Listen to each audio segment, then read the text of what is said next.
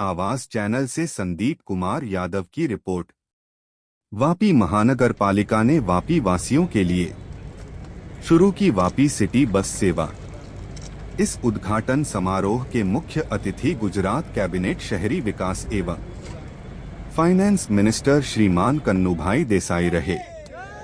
यह कार्यक्रम वापी महानगर पालिका कमिश्नर श्रीमान IAS योगेश चौधरी की अध्यक्षता में संपन्न हुआ।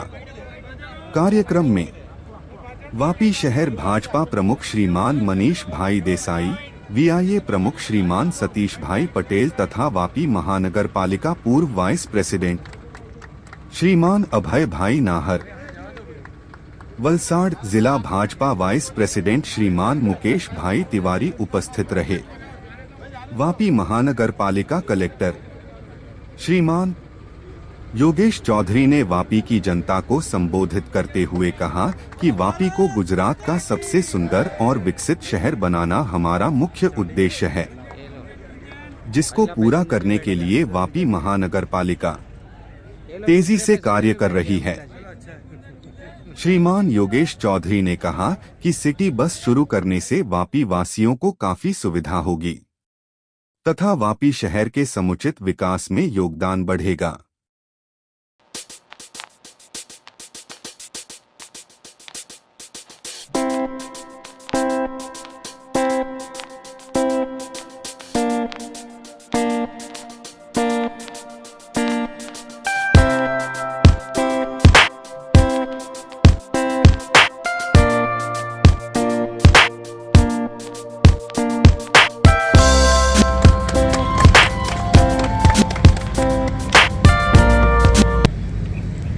उपस्थित तमाम महानुभावों, नागरिकों અને ઇલેક્ટ્રિક પ્રેસ મીડિયાનો પણ હું શાબ્દિક સ્વાગત કરું છું।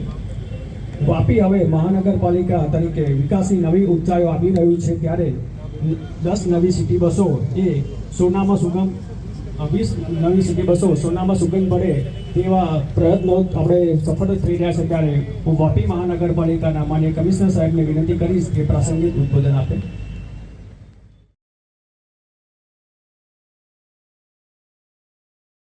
પણ થઈ રહ્યું છે, શહેરના વિસ્તારો પણ અલગ અલગ રોડ બનવામાં આવી રહી છે। એની સાથે આપણી જે વાપીની મેઇન એન્ટ્રી છે, ગુંજન ફ્લાયઓવર હોય કે આ સિવાય બીજા પણ 3 ફ્લાયઓવર્સ છે, આ બધા ફ્લાયઓવર્સના એન્ટ્રીમાં જંકશનનું ડેવલપમેન્ટ, પેડેસ્ટ્રીયન વોકવેનું ડેવલપમેન્ટ અને આ જે બ્રિजेस છે, અંડર બ્રિजेस, એના સુશોભનની કામગીરીનો પણ આજે આપણે ખાતમુહૂર્ત કરીએ છીએ।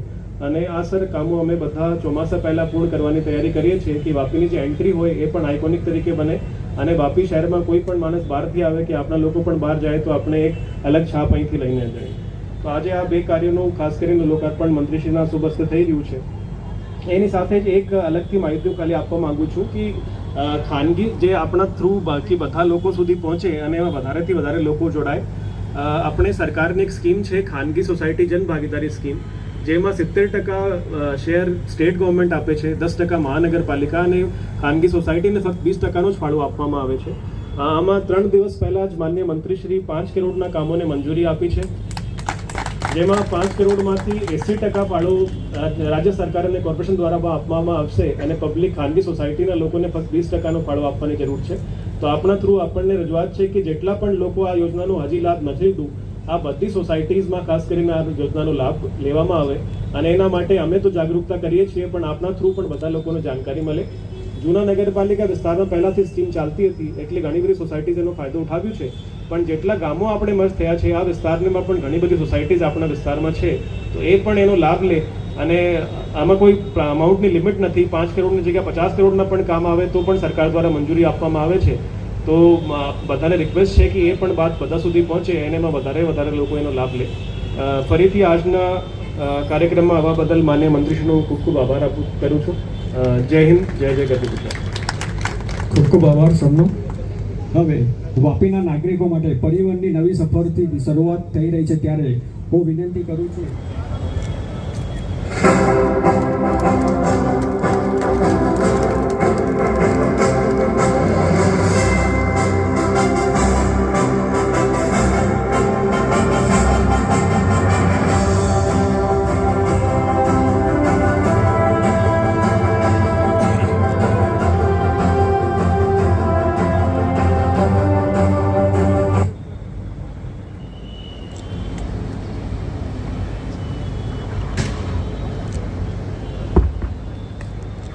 સૌને નમસ્કાર. સિટી બસ અને વિવિધ વિકાસના કામોના ખાતમુહૂર્ત પ્રસંગે આપણી વચ્ચે આપણા કોર્પોરેશનના કમિશનર શ્રી યોગેશ ચૌધરીજી, વાપી શહેર પ્રમુખ મનીષભાઈ, વીઆઈએ પ્રમુખ સતીશભાઈ, મિતેશભાઈ, વિઠ્ઠલભાઈ, મનોજભાઈ, કૌશિકભાઈ, સર્વે મહાનુભાવો અને મોટી સંખ્યામાં ઉપસ્થિત ભાઈઓ અને બહેનો, જ્યારે વાપી મહાનગરપાલિકા જાહેર થઈ ત્યારે બધાને થતું હતું કે વાપી મહાનગરપાલિકાનો ફાયદો શું. જેમ જેમ આપણે જોતા ગયા છે ત્યારથી ઘણા બધા વિકાસના કામો થયા છે. રસ્તાના કામો હોય, તળાવ બ્યુટિફિકેશનના કામો હોય કે સિટી બસના કામો હોય, આ બધા કામો જે ઝડપે થયા છે એટલા માટે સમગ્ર કોર્પોરેશનના કમિશનરશ્રીની સાથે સાથે બધા એમ્પ્લોઈઝને પણ હું ખાસ અભિનંદન આપું છું. આપણા ગુજરાતના યશસ્વી મુખ્યમંત્રીએ કીધું છે તેમ નગરપાલિકા વિકાસ કરશે અને વિકાસની સાથે સાથે લોકોને બધી સવલતોનો લાભ મળે અને ત્યાં સુધી નગરપાલિકાના ટેક્સમાં એક પૈસો વધારા કરવાનો નથી એટલી ચોક્કસ ખાતરી સાથે જ આપણે આ બધા વિકાસના કામો કરી રહ્યા છીએ. આમ જોઈએ તો જેટલી મહાનગરપાલિકાઓ બની એમાં આપણી વાપી મહાનગરપાલિકા આખા ગુજરાતની જે બીજી બની છે 11 મહાનગરપાલિકાઓ, એમાં સૌથી સુંદર કામગીરી વાપી કરી રહી છે. અને એમાં કમિશનરની સાથે સાથે આપણા વાપી વિસ્તારના લોકોનો પણ આપણે ખાસ આભાર માનવો જોઈએ કે આપણા વિસ્તારના લોકોને વિકાસ જોઈએ છે, વિકાસ કેવી રીતે કરવો એ માટે સજેશન પણ આપે છે. ખાસ કરીને આજે જે 8 કે 10 રૂટની બસ ચાલુ થવા જઈ રહી છે એ બસ 2 ત્યાંથી આવશે, અહીંયાથી જશે અને ફક્ત 10 રૂપિયા ભાડું છે.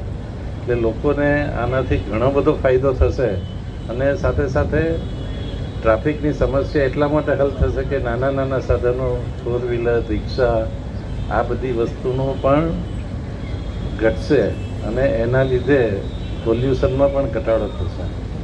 તો તે જ રીતે વાપીનું કોઈ એન્ટર થાય ને વાપી કેવું લાગે એ માટે હાઈવેથી તે વાપી સુધીના જેટલા પણ વાપી આવવાના રસ્તાઓ છે એને પણ સુંદર બ્યુટિફાઈ કરવામાં આવશે અને ખબર પડશે કે આ વાપી આવી ગયું છે.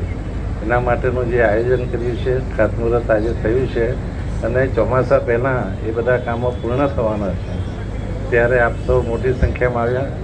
હવે ટૂંક સમયમાં વાપીનું ઇલેક્શન પણ જાહેર થવાનું છે એટલે આપણે સૌએ માનનીય મોદી સાહેબ અને માનનીય ભૂપેન્દ્રભાઈ પટેલ સાહેબ, આપણા મુખ્યમંત્રી શ્રી, જે આપણી વિકાસની ગાથા આગળ ચલાવી રહ્યા છે એમાં આપણે સૌએ સાથ આપીને ફરીથી વાપી મહાનગરપાલિકા ભારતીય જનતા પાર્ટીની બને એ માટેના સર્વે પ્રયત્નો આપણે કરવાના છે. કરશું ને? નક્કી? Thank you. ખૂબ ખૂબ આભાર. અને હજુ વધુ સારો અને વધુ વિકાસ કરવા વાપી મહાનગરપાલિકા હંમેશા કટિબદ્ધ છે. હું આગળ કાર્યક્રમને આગળ વધારતા માન્ય મંત્રીશ્રી અને ઉપસ્થિત મહેમાનોને વિનંતી કરું છું. આ એક ખૂટતી કડી હતી એ પણ જોડાઈ ગઈ છે, શું કહેવું? વાપી મહાનગરપાલિકા બન્યા પછી વાપી મહાનગરપાલિકાનો ધીમે ધીમે વિકાસ નથી થયો, એકદમ ઝડપથી વિકાસ થયો. વીજળી હોય, પાણી હોય, રસ્તા હોય અને સિટી બસની સર્વિસ હોય, આવી અનેકવિધ સેવાઓથી જ્યારે Vapi municipal corporation commissioner Shri Yogeshbhai ચૌધરીની આગેવાની હેઠળ કામ કરી રહ્યું છે ત્યારે વાપીના લોકોને અનેકવિધ સુવિધાઓ આપવાનો મહાનગરપાલિકાનો જે પ્રયાસ છે અને સાથે સાથે વાપીના લોકોને એક એવો અહેસાસ થવા જઈ રહ્યો છે કે મહાનગરપાલિકા થવાથી ચોખ્ખાઈ હોય, ટ્રાન્સપોર્ટેશન હોય, પાણીની વ્યવસ્થા હોય, પીવાના પાણીની વ્યવસ્થા હોય કે વરસાદના પાણીની નિકાલની વ્યવસ્થા હોય અને વાપીને બ્યુટિફાઈ કરવાનું હોય, આ બધા કામો એક સાથે થઈ રહ્યા છે. ત્યારે ફરીથી આપણે સૌ સાથે મળીને વાપીના વિકાસને વધારીએ અને વિકાસ વધુ આગળ વધે. સર, આ બસ સેવાની શું ખાસિયત છે? 10 રૂપિયામાં માત્ર ક્યાં ક્યાં જશે, કઈ રીતે સુવિધાઓ મળશે? આ બસો માટેના રૂટ નક્કી કરવામાં આવ્યા છે. 10 ટોટલ 20 બસ છે એક જ રૂટ પર આ 2 બસ ફરતી રહેશે અને ફક્ત 10 રૂપિયા ભાડું લેવામાં આવશે. સવારે 7 વાગ્યાથી રાત્રે 10 વાગ્યા સુધી આ બસ ચાલશે.